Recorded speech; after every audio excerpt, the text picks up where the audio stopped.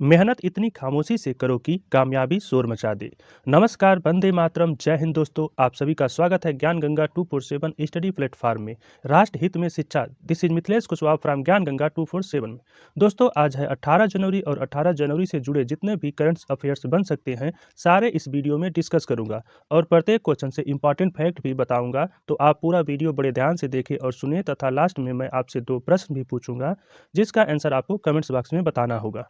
दोस्तों, आपको बता दूं कि यह वीडियो 10 से 15 मिनट की होती है और मेरा मोटो है सीमित समय में बेहतर कंटेंट प्रोवाइड कराना जो परीक्षा की दृष्टि से महत्वपूर्ण हो। तो चलिए शुरू करते हैं आज के पहले प्रश्न से। आज का पहला प्रश्न है, हाल ही में chief of defence staff CDS ने पहली बार एनसीसी गणतंत्र दिवस शिविर का दौरा किया। वर्तमान में भारत के सेना के सीडीएस कौन है? तो इसका सही जवाब होगा अनिल कुमार चौहान। दोस्तों, भारतीय सेना, नौसेना और वायुसेना के तीनों अंगों के एक दस्ते ने चीफ ऑफ डिफेंस स्टाफ के आगमन पर उन्हें गार्ड ऑफ ऑनर दिया। आइए दोस्तों, एक नज़र भारत के सशस्त्र सेनाओं के प्रमुख के बारे में देख लें। भारत के तीनों सेनाओं का सर्वोच्च सेनापति भारत की राष्ट्रपति द्रौपदी मुर्मू जी हैं।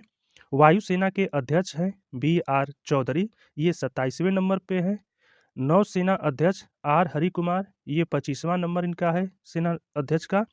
थल सेना के अध्यक्ष हैं मनोज कुमार पांडे, ये 29वें नंबर के थल सेना अध्यक्ष हैं। दोस्तों, महानिर्देशक सैन्य अभियान लेफ्टिनेंट जनरल मनोज कुमार कटियार हैं। और अभी आपका जिक्र हो ही गया कि सीडीएस कौन है, तो लेफ्टिनेंट जनरल अनिल चौहान, ये दूसरे नंबर के हैं। पहले नंबर पे जो भारतीय सेना के प्रथम सीडीएस थे वो बिपिन रावत थे, जिनका विगत वर्षों में हेलीकॉप्टर क्रैश में मृत्यु हो गई। इस प्रश्न से आपको इतनी जानकारी मिल सकती है। अगला प्रश्न है, किस संस्था ने हाल ही में डाइटरी सप्लीमेंट का सर्वेक्षण जारी किया? तो दोस्तों, डाइटरी सप्लीमेंट का मतलब होता है आहार पूरक। तो इसका जो सर्वेक्षण जारी किया वो है फसाई। दोस्तों, भारतीय खाद्य सुरक्षा और मानक प्राधिकरण, फसाई का हिंदी रूपांतरण है, ने हाल ही में डाइटरी सप्लीमेंट का एक सर्वेक्षण जारी किया। इसने विगत वर्षों में एक रिपोर्ट जारी की जिसका नाम था राज्य खाद्य सुरक्षा सूचकांक 2021-22 में। उसमें जारीकर्ता था फसाई और उसमें जो प्रथम स्थान बड़े राज्य में तमिलनाडु को मिला और छोटे राज्यों में गोवा को मिला था। इस प्रश्न से आपको इतनी जानकारी मिल जाएगी। प्रश्न 3 है, किस संस्था ने ग्लोबल रिस्क रिपोर्ट 2023 जारी की है? तो इसका सही जवाब होगा विश्व आर्थिक मंच ने। दोस्तों, ग्लोबल रिस्क रिपोर्ट 2023 को हाल ही में विश्व आर्थिक मंच WEF द्वारा जारी किया गया। इस रिपोर्ट के अनुसार जलवायु परिवर्तन को कम करने में विफलता और साथ ही जलवायु परिवर्तन अनुकूल में विफलता अगले दशक में दुनिया के सामने आने वाली 2 सबसे गंभीर जोखिम है। पहला जोखिम क्या है? जलवायु परिवर्तन को कम करने में विफलता और दूसरा जलवायु परिवर्तन अनुकूलन में विफलता। दोस्तों, एक नज़र अंतर्राष्ट्रीय संगठनों पर, तो पहला हमारा है अंतर्राष्ट्रीय श्रम संगठन ILO, जिसकी स्थापना 1919 में हुई थी और मुख्यालय है जिनेवा में, जिसके वर्तमान में अध्यक्ष हैं गिलबर्ट हैंगबो। और इसमें कुल 187 देश हैं और सबसे अंतिम देश जो बना वो है टोंगा। दूसरा है संयुक्त राष्ट्र संघ UNO, जिसकी स्थापना 1945 में और मुख्यालय न्यूयॉर्क अमेरिका में स्थित है और महासचिव है एंटोनियो गुटेरस और इसमें कुल 193 देश हैं। और लास्ट जो बना देश इसमें वो है दक्षिण सूडान। अगला है विश्व बैंक, वर्ल्ड बैंक।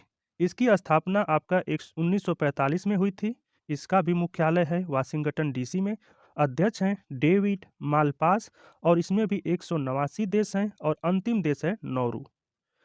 अगला है नाटो, NATO, 1949 में इसकी भी स्थापना हुई थी। इसका मुख्यालय है ब्रुसेल्स, बेल्जियम और महासचिव हैं जेंस स्टोल्टेनबर्ग और इसमें 30 देश हैं और लास्ट देश है मैसिडोनिया। इस प्रश्न से आपको इतनी जानकारी मिल जाएगी। नेक्स्ट क्वेश्चन है, हाल ही में चौथे गोताखोरी सहायक जहाज के निर्माण कार्य कहाँ शुरू किया गया? तो इसका सही जवाब होगा कोलकाता। दोस्तों, DSC A23 Y 328 परियोजनाओं के लिए चौथे गोताखोरी सहायता जहाज DSC का निर्माण कार्य का शुभारंभ 17 जनवरी 2023 को मैसर टीटागढ़ बैंगन्स लिमिटेड कोलकाता में आयोजित किया गया। अब कुछ सेनाओं द्वारा महत्वपूर्ण ऑपरेशन है उसको एक नज़र देख लेते हैं, जो परीक्षा की दृष्टि से महत्वपूर्ण है और कई तो परीक्षाओं में पूछे भी जा चुके हैं, जिसमें पहला एक है ऑपरेशन गरुड़। ये है सीबीआई ने ड्रग्स नेटवर्क को खत्म करने के लिए यह पहल शुरू की थी। ऑपरेशन गंगा, ये प्रश्न पूछा जा चुका है। भारत सरकार द्वारा युद्धग्रस्त यूक्रेन में फंसे भारतीय नागरिकों को के लिए ये यूपीपीसीएस 2022 में पूछा गया था। ऑपरेशन देवी शक्ति, विदेश मंत्रालय द्वारा तालिबान के कब्जे वाले अफगानिस्तान में फंसे भारतीयों को निकालने के लिए चलाया गया था ऑपरेशन देवी शक्ति। और ऑपरेशन समुद्र सेतु, नौसेना द्वारा कोविड-19 के दौरान मालदीव में फंसे भारतीयों को वापस लाने के लिए। और ऑपरेशन नमस्ते, भारतीय सेना द्वारा खुद को कोविड-19 के संक्रमण से मुक्त रखने के लिए ऑपरेशन नमस्ते चलाया गया था। इस प्रश्न से आपको इतनी जानकारी मिल सकती है। दोस्तों, इसमें आपको कोलकाता, असम, गोवा और मुंबई ये राज्य दिख रहे हैं, तो इनके बारे में थोड़ा एक नज़र देख लेते हैं। भारत को 5 भागों में डिवाइड किया गया है, जिसमें से पूर्वोत्तर राज्य, उत्तर भारत राज्य, पूर्वी भारत राज्य, मध्य भारत और पश्चिमी भारत में बांटा गया है और दक्षिणी भारत में। तो आपको एक नज़र पूर्वोत्तर भारत राज्यों में देख लेते हैं। तो पूर्वोत्तर भारत राज्यों में आपका आता है अरुणाचल प्रदेश, त्रिपुरा, नागालैंड, मणिपुर, मिजोरम, असम, मेघालय, सिक्किम। उत्तर भारत के राज्य में है हिमाचल प्रदेश, उत्तराखंड, पंजाब, हरियाणा, उत्तर प्रदेश। पूर्वी भारत में आते हैं बिहार, झारखंड, पश्चिम बंगाल, उड़ीसा।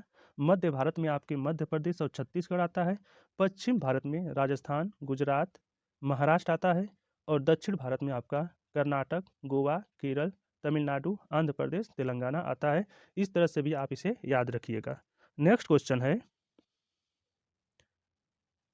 हाल ही में किस सेना द्वारा सैन्य रणक्षेत्रम 2.0 का आयोजन किया गया? तो इसका सही जवाब होगा भारतीय थल सेना द्वारा। दोस्तों, भारतीय सेना ने अक्टूबर 2022 से जनवरी 2023 तक हैकथॉन के दूसरे संस्करण सैन्य रणक्षेत्रम 2.0 का आयोजन किया। एक नज़र सेना द्वारा फिर ऑपरेशन जो किए गए थे उसको देख लेते हैं। ऑपरेशन बंदर बालकोट स्ट्राइक का कोड था। ऑपरेशन समुद्र मैत्री, भूकंप और सुनामी से प्रभावित इंडोनेशिया की मदद के लिए चलाया गया था ऑपरेशन समुद्र मैत्री। ऑपरेशन 25 पुलवामा के मास्टरमाइंड आतंकी गाजी रशीद को पकड़ने हेतु चलाया गया था। और ऑपरेशन संकल्प भारतीय नौसेना द्वारा समुद्री सुरक्षा हेतु खाड़ी में चलाया गया था। इस क्वेश्चन से आपको इतनी जानकारी मिल जाएगी। नेक्स्ट क्वेश्चन है, किस राज्य ने साझा स्कूल बस प्रणाली और कृषि प्रतिक्रिया वाहन योजना लॉन्च की है? तो इसका सही जवाब होगा मेघालय। दोस्तों, मेघालय के मुख्यमंत्री कनराड संगमा ने sustainable transport and efficient mobility society STEMS कार्यक्रम के हिस्से के रूप में साझा स्कूल बस प्रणाली की शुभारंभ किया। उन्होंने कृषि प्रतिक्रिया वाहन एग्रीकल्चर रिस्पॉन्स व्हीकल्स को खरीद के लिए किसानों को वित्तीय सहायता देने के लिए प्राइम एग्रीकल्चर रिस्पॉन्स व्हीकल्स योजना भी लॉन्च किया। अब आपको इस क्वेश्चन से 3 मिल गए कि प्राइम एग्रीकल्चर रिस्पॉन्स व्हीकल योजना किसने लॉन्च किया या किस राज्य ने लॉन्च किया।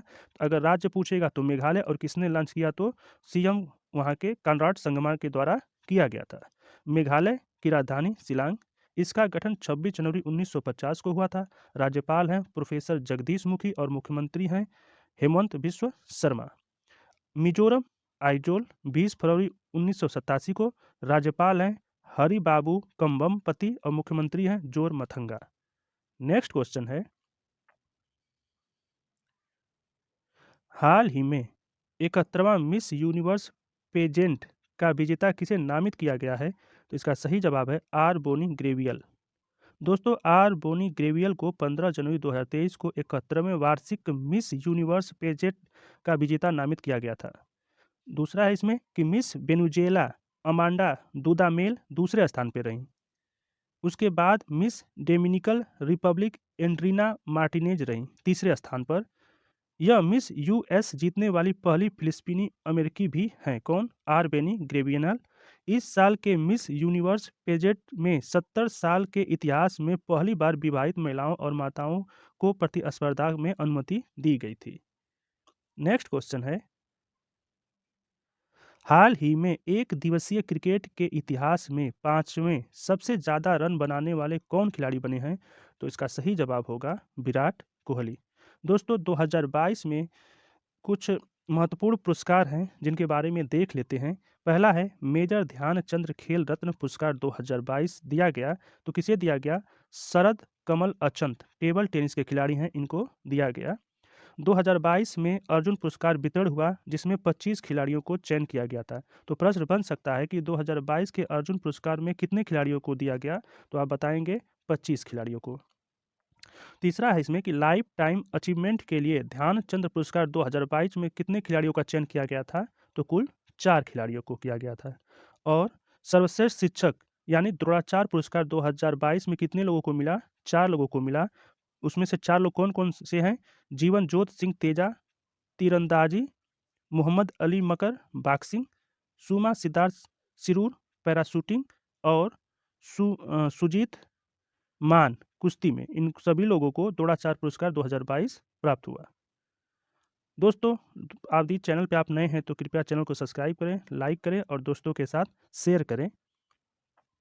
क्वेश्चन है 16 से 20 जनवरी 2023 तक वार्षिक विश्व आर्थिक मंच शिखर सम्मेलन का 53वां संस्करण कहाँ आयोजित किया जाएगा? तो इसका सही जवाब होगा स्विट्जरलैंड में। दोस्तों वार्षिक विश्व आर्थिक मंच शिखर सम्मेलन का 53वां संस्करण 16 से 20 जनवरी 2023, यहाँ गलत लिखा गया है, 2023 तक दावोस स्विट्जरलैंड में आयोजित किया जाएगा।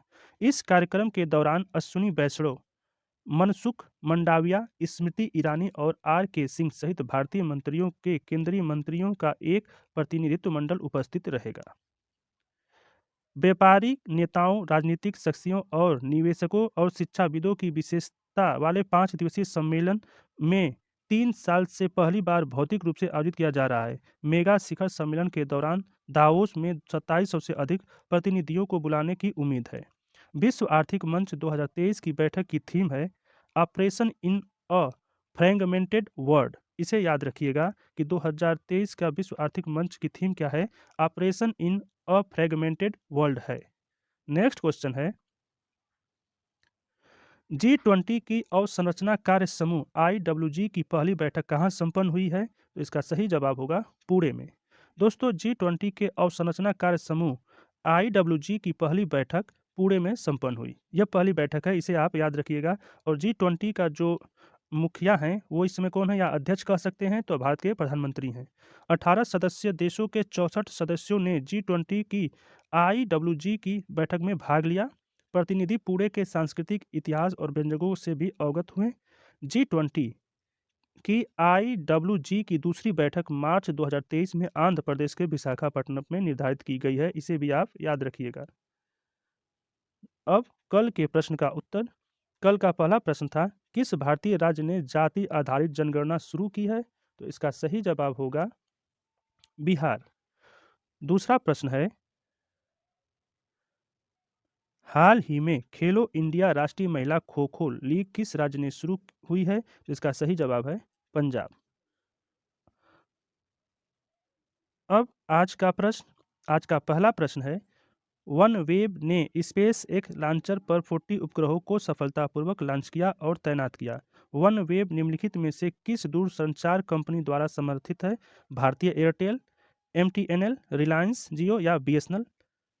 सेकेंड क्वेश्चन है विश्व बैंक की वैश्विक आर्थिक संभावना रिपोर्ट के अनुसार 2023-24 में भारत की अपेक्षित आर्थिक कमी कितनी है? 5.5%, 6.6%, 7.0% या 7.7%? आप इन दोनों का उत्तर कमेंट्स बॉक्स में दे सकते हैं। तो दोस्तों कैसा लगा आज का करंट अफेयर्स का वीडियो आपको कैसा लगा प्लीज़ कमेंट्स करके ज़रूर बताएं। और अभी तक आपने मेरे चैनल को सब्सक्राइब नहीं किया है तो इसे सब्सक्राइब जरूर कर लें और साथ में ही बेल आइकन को भी प्रेस कर दें ताकि आपको नए वीडियो का नोटिफिकेशन मिलता रहे। आपको इस चैनल से निश्चित मदद मिलता रहेगा। ज्ञान Ganga 247 always with you. Thanks for supporting and watching video. जय हिंद।